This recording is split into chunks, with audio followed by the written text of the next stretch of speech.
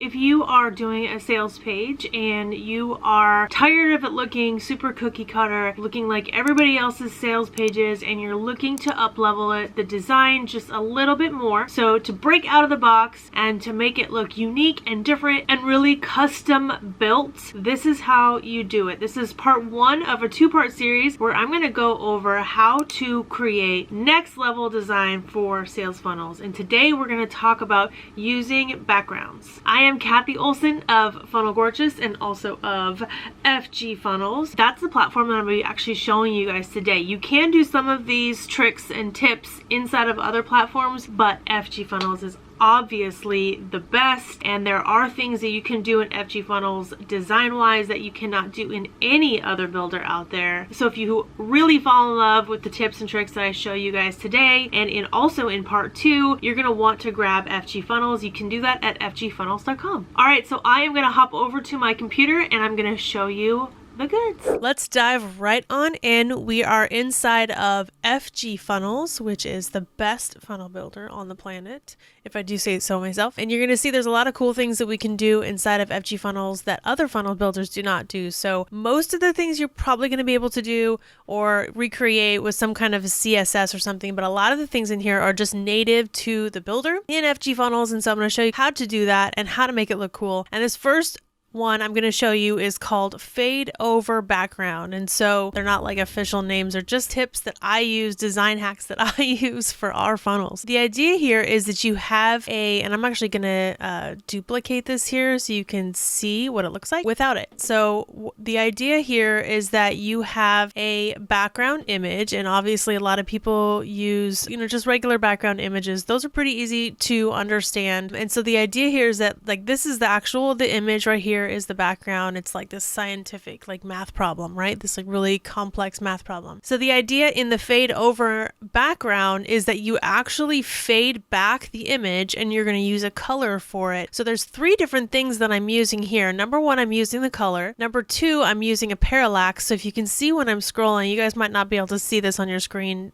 too much because this is pretty light. But when I am scrolling, the background is staying still. So like this little dot here stays the whole time, and that's the parallax effect versus like how this one is here. The idea is that you can change up backgrounds kind of just beyond their actual image, and you can tweak and change, and you can use them several times. So the cool thing is I could use this background several different times inside of this funnel if I want to and change it up, right? So I use it again here. I could change it to, like a purple or, like a red, whatever color that you're looking for, because I'm using the builder to make different and more unique versions of it. So the idea is that you're fading out the image a little bit. So there's basically three steps to this one. Number one, if you want the parallax effect, you would just choose full center parallax here, and so that will give you that effect. It will change the look of the background, because if you notice down here where I use the same background again, it's not full parallax, so this gives us a whole different feel. So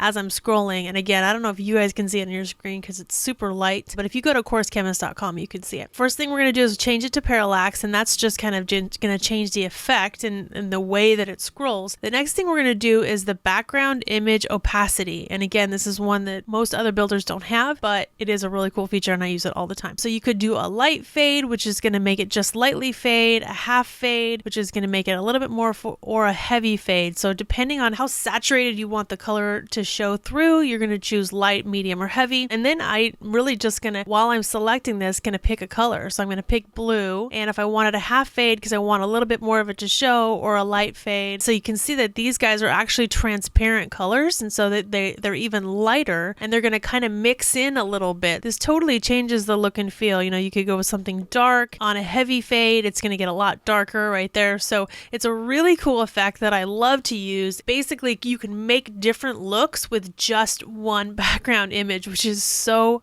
cool. So this next effect I call the cutout with white background. I know I didn't really come up with any cool names for these, but this is what I call it. So basically the idea is that you're going to use a white background. You're going to almost like make it opposite. So instead of using a solid shape in a color, I'm actually going to make a negative shape with white, and it won't totally make sense until I kind of show you. But I'm going to do a simple diagonal so that you guys can kind of get the gist of it. I'm in Adobe Photoshop, but you can be in any kind of builder that you want, where anything that supports transparency, this is going to be a transparent PNG file. So I'm going to just fill it in with white, and then I'm going to save this PNG file. And obviously this could be any kind of design. It could be, you know, like half the top half is white, the bottom half is white, there's a stripe that's white. I'm just going to show you in a diagonal form so that it's really easy to understand and kind of get the gist of what I'm going for here. But the idea is that the color that you want to show through is actually going to be where the transparency is, which is, you know, this transparency shown as this, like, you know, gray checkerboard thing. So I'm going to save this out as a transparent PNG. Okay, then I'm going to go back over to my builder and I'm going to upload that image here into the section that I want it to be in. I'm going to go ahead and insert that in, and then you're going to see what it'll look like. I'm going to make it 100% width and height, so it's going to fill the whole screen. So now you see what I have going on here. And of course, if I wanted this to be 2 columns or something like that, I could create a second one and then have this be the black color. But what is happening here is that white color is going to basically become the background. So, but what's cool about this effect is that I can create a colored section here without doing an image, so I could use it several times. So I can just change the background to any color that I want it to be without changing anything on the images. It's just already there. You would want to use the white effect when you want it to kind of be a negative space, when you want it to look like it's just this space. But if you actually just wanted it to be a two-tone one, you could go back to Photoshop here and you could just change this into any color that you wanted, and it would just be like a two-tone in that way. The blue would be set, so that's the kind of the idea here, but you would have that blue here, so then it would have blue, and then you could change this color to black or white or gray or green or whatever you want to do. But it's a really, really cool effect because it's transparent. You know, you can do all these type of things. And just like what we talked about in the first one about the fade, you can also do the fade here too as well. So you could do a light fade, so it just shows a little bit of the green, or a half fade, something like that, and actually keeps this look. And then I can change the colors out however I wanted to. And it just has this really cool a heavy fade, and you can just have a little bit of a white section right there. I think it's a really, really cool look, and it's something that's so easy that once I figured this out, just kind of thought outside the box and thought about doing a negative shape, I was like, oh my gosh, this is a game changer, because I can reuse this over and over and over again in all different kinds of ways, and really it's keeping all of these cool effects inside of the builder. The next effect I'm going to show you is called the half and half background, and it's very similar to the last one, which is why I wanted to show you that one first, but it's basically taking it to kind of another level. And honestly, I use this effect all the time. I love this effect. I love the idea of overlapping elements because it breaks things out of the box. Everyone's used to seeing things like really self-contained, especially with sales pages. So this is kind of a trick from my custom web design days, but bringing it forth through sales pages. So what you can do here, you know, obviously you could pick your hex colors. And again, remember, you can do this in any program that uses transparency, so it doesn't have to be Photoshop. But what you do here is you can create a little like half and half background, which is like, again, is kind of just similar to what I just did in the last one, but I'm not going to use white. I'm going to use a color,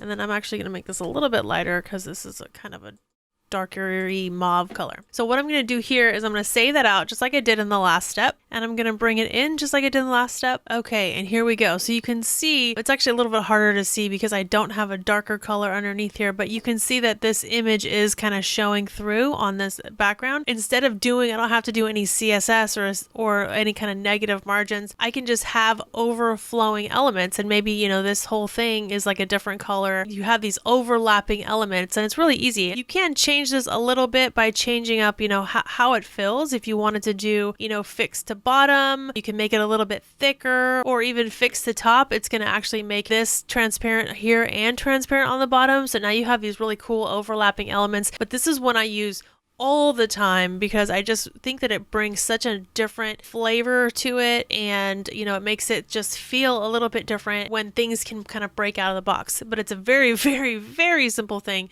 You just need a transparent PNG file there. So the fourth thing I'm going to show you is repositioning a large background or a complicated background, complex background. This isn't like a huge mysterious trick, but it is something that I do that I don't think a lot of people think of. Sometimes I like to use really cool and complex backgrounds, and then I just reuse them in different ways for the different sections. So it's the same exact background. It loads really quickly because I'm basically reusing it a bunch of times, and I'm just repositioning it in different ways. So let me show you an example. So for this one, I'm going to grab some kind of an image that we already have uploaded here. Okay, so I grabbed this really cool, like kind of watercolor scratch texture, and I just want to show you like there's so many different ways I could use this. So this is obviously the parallax effect, and I'm just using it as a full center, so that's gonna be like that. But if I change just these image options over here, it's gonna totally change the look of this. And so I can do, you know, fix to bottom, and now all of a sudden it's just the green, this middle color, and the darker color. And then, or if I just change it to fix to top,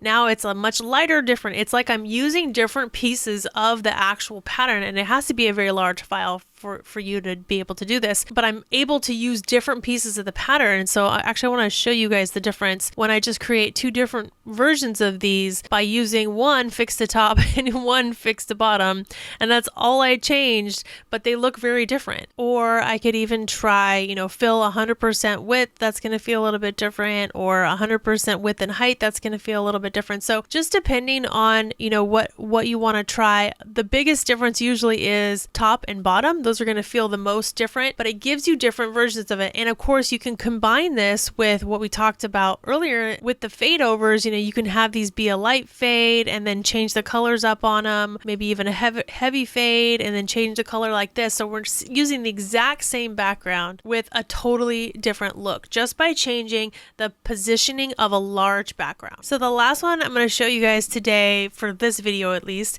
is going to be negative margin over a background. And so the idea here is it's not actually a background trick as much as it is kind of messing with the builder a little bit to create a overlapping effect like I talked about earlier, but this is going to be with the content. So you're going to have the content that's going to overlap the background and not the background kind of going underneath and doing some cool things. And so really all this takes here is just a negative margin, which is a super cool thing to do. So you want it to be an interesting shape. Here I have some arrows, then I also have this, you know, laptop animation here. So I'm going to select this whole entire section and I'm going to do a negative 110 margin, and that's going to pop this guy up here. And so it's going to go over top of two of the backgrounds. It's going over actually the top of this background and the top of this background. And so it's going to move this all up. And so it creates a really three-dimensional. I also did it here down here when you can see this has a little bit of a negative margin as well. And then again right here. So this is a very layered approach, but it's something you can do with images. You can do with whole entire sections and just kind of pulling everything up over it so that it has this really cool effect. So there's a lot of overlapping here, even with, you know, having this two-tone background here, having a solid background here, but then having the border line around it and then having the shading here, you know, going over top of it. So it's just a very cool layered approach, and all it really takes is just doing the negative margin here. And so you'll just have to play with the number to see, like, you know, what number you want it to be, negative 120, or, you know, if you want it to go up a little bit higher or something like that. But that's it. So how cool is it that all of these design tricks that I showed you today with backgrounds have nothing to do with CSS? They're all in the builder, all inside of FG Funnels, where it makes it super duper easy. And none of these tips or tricks today are like super obvious things that people use or people know. So just keep it between us. I'm just kidding. You can totally share them out. But these are things that I learned. I just taught myself by messing with the builder over and over and over again, really trying to push the limits to see what I could do inside this builder. And FG Funnels is definitely the best builder I've ever used, and there's so many cool things that I could not do in other builders that I can do in this one. So what did you think? Those were actually pretty easy, right? If you know how to use the builder and you think outside of the box literally, that you can bring your sales funnel design to the next level just using images and kind of illusions to trick the eye. If you guys are really digging these insider tips and tricks, you guys are gonna love part 2, where I'm gonna go over the CSS design tips and tricks that I use to make our funnels look totally unique and to be totally effective. So make sure that you guys catch that video, part 2 of this series, and also let us know in the comments below what else you would like to see as far as sales funnel design. Until then, I'll see you on the next one.